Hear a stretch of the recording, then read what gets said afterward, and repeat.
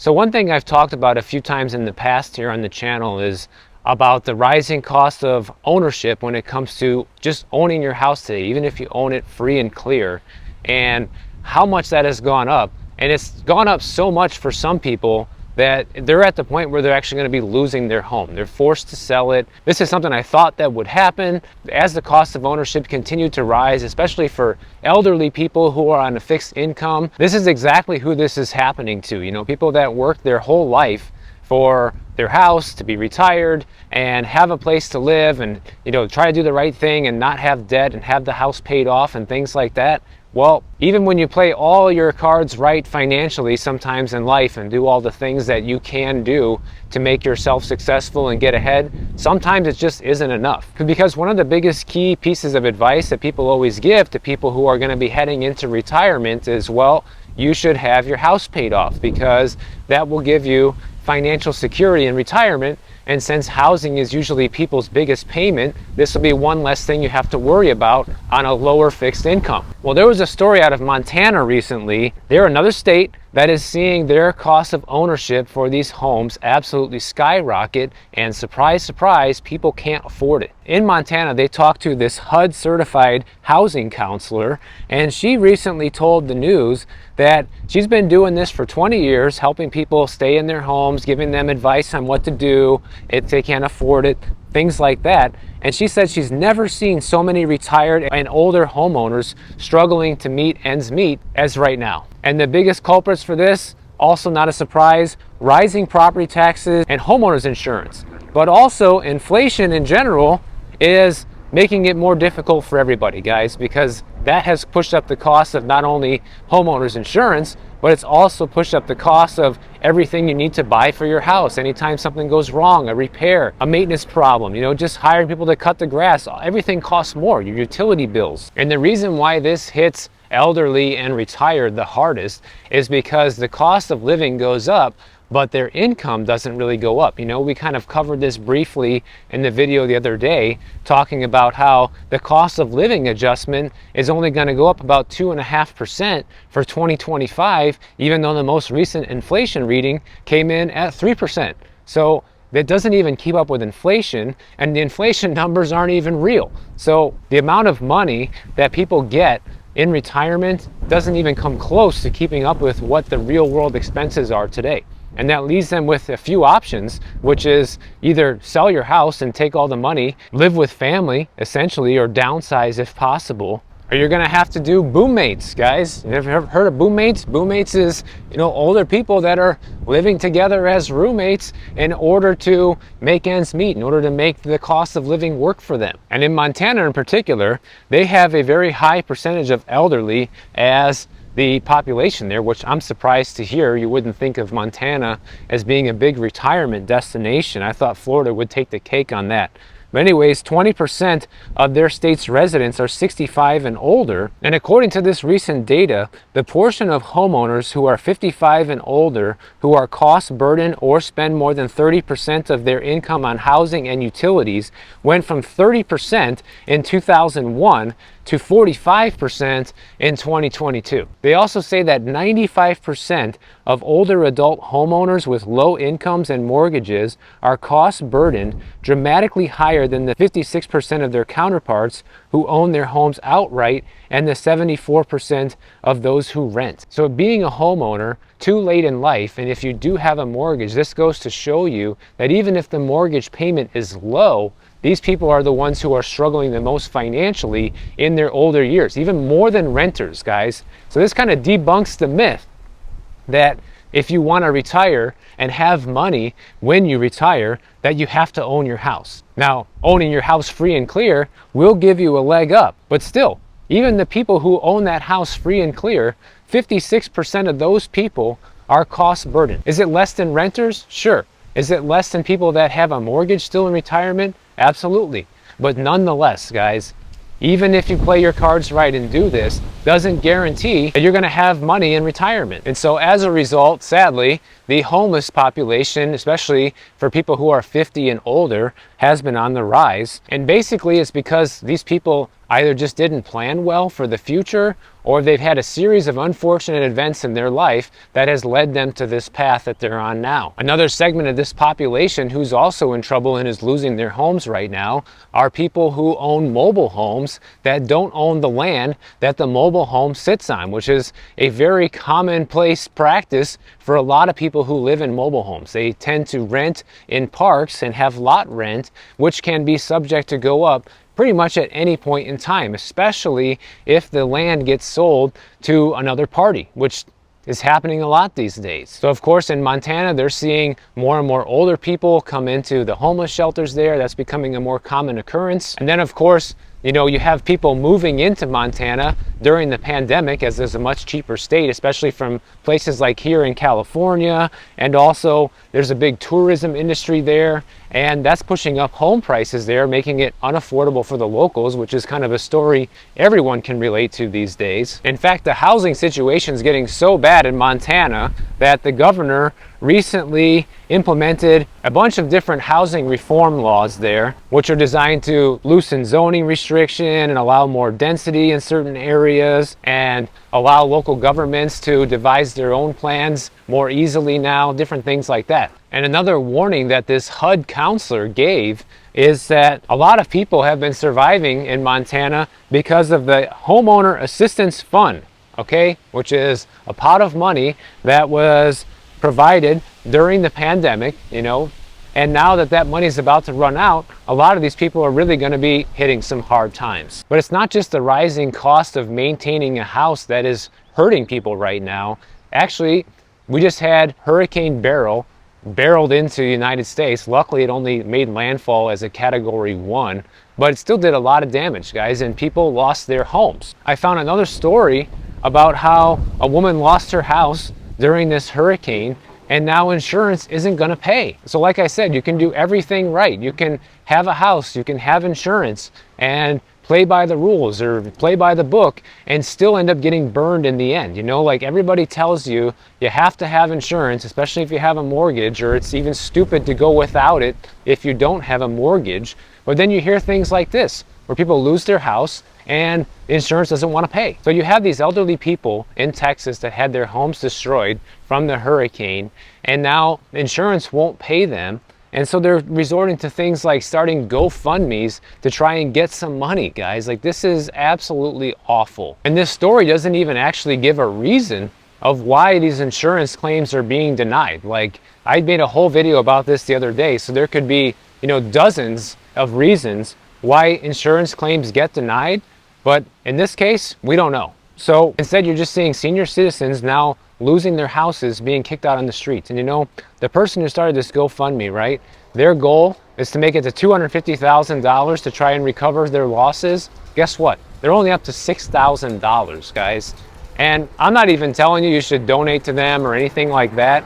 I'm just saying that it's crazy that it's coming down to this, where people need to resort to GoFundMes because their insurance didn't kick in during a natural disaster. And it very well could be legitimate. And maybe it could be they didn't have the proper coverage to get reimbursed for this type of damage. I don't know. But I'd be willing to bet that that's something that the insurance industry is hoping, you know, when you get a policy, that you get a policy that won't actually cover anything that might happen to your house, and you're unaware of what the policy fully covers. And then when something actually does happen, they can just, you know, raise up their hands and say, well, this wasn't covered. So they're insuring you the whole time, knowing that they'll probably never have to pay a claim on your house. That's how these guys make money. And apparently Texas is getting hit just as hard as Florida when it comes to the insurance increases there, because the average annual cost of homeownership in Texas as of this year in 2024 is a little over $5,000 a year, $5,171,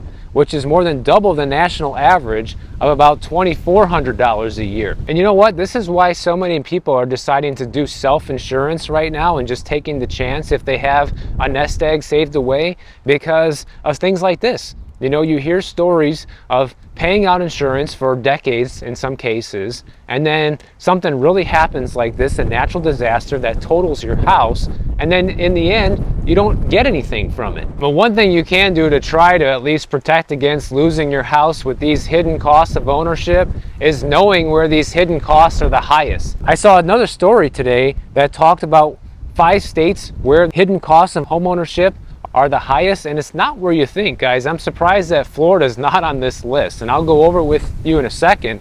But before I do, I just want to mention this because I talked about this in a video maybe 5-6 months ago, a while ago.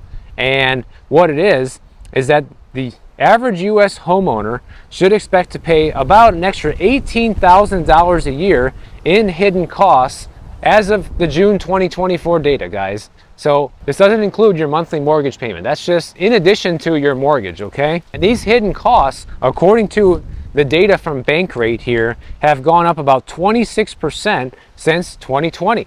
So you could easily say that these hidden costs of homeownership have pretty much kept pace with inflation. They're going up just as much as the official inflation numbers have been. But in some areas, like these more expensive places, it has gone up about $25,000 a year. Not 25%, but $25,000 a year, far surpassing the $18,000 a year on average. So the number one place on this list, which I think isn't too surprising, is Hawaii, considering it's all isolated out there in the middle of the ocean.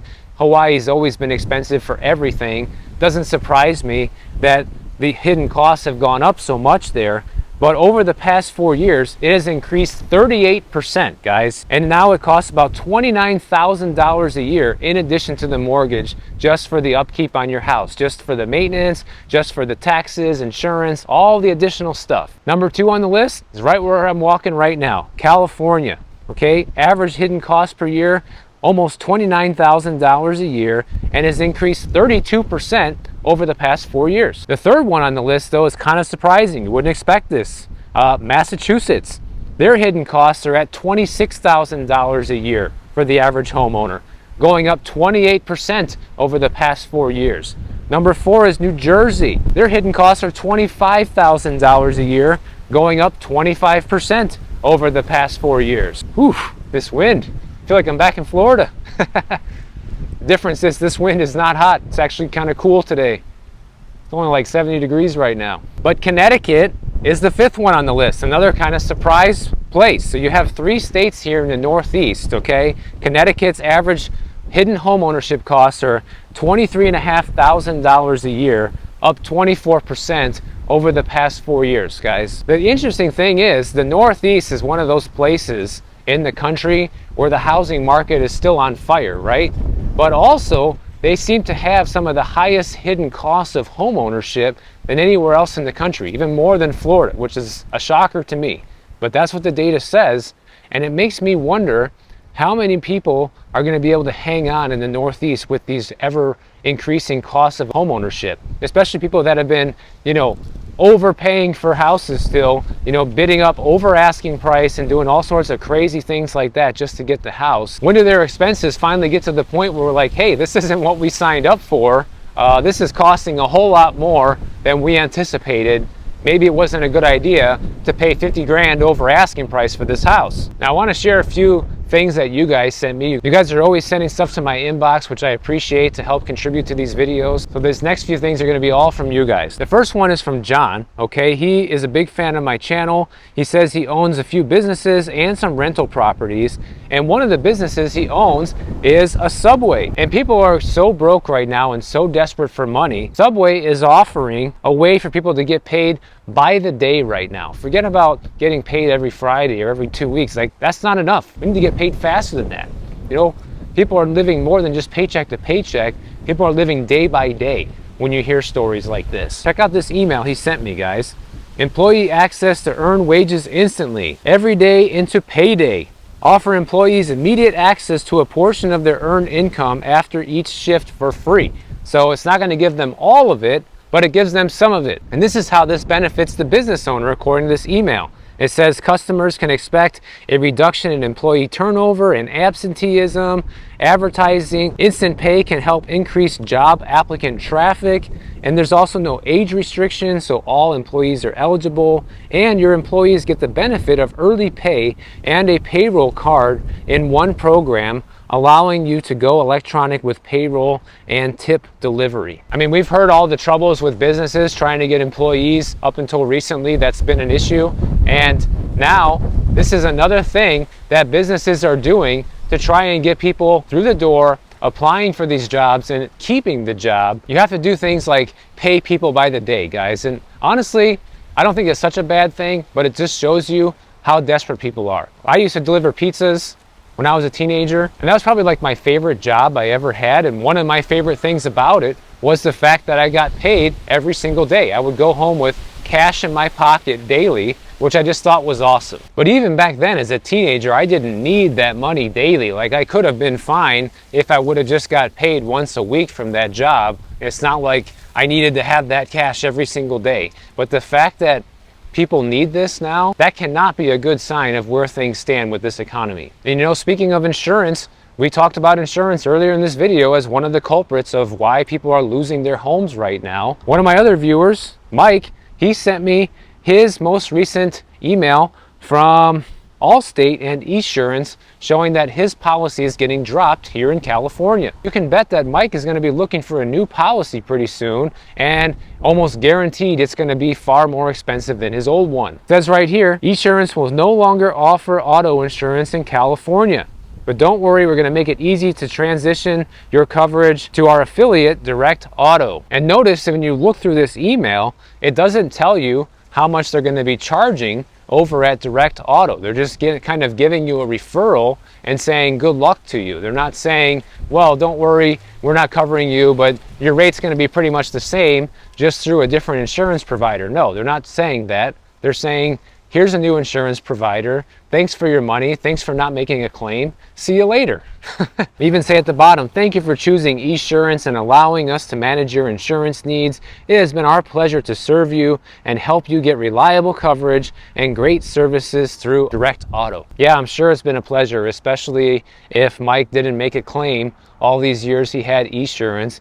He was your ideal customer. And I had a few other stories that you guys sent me, which I will save for probably the next video or a future video. So if you enjoyed this video, make sure that you are subscribed to the channel. And if you don't want to wait for my next video to come out, check out this one on the screen right over here, and I'll see you in the next one.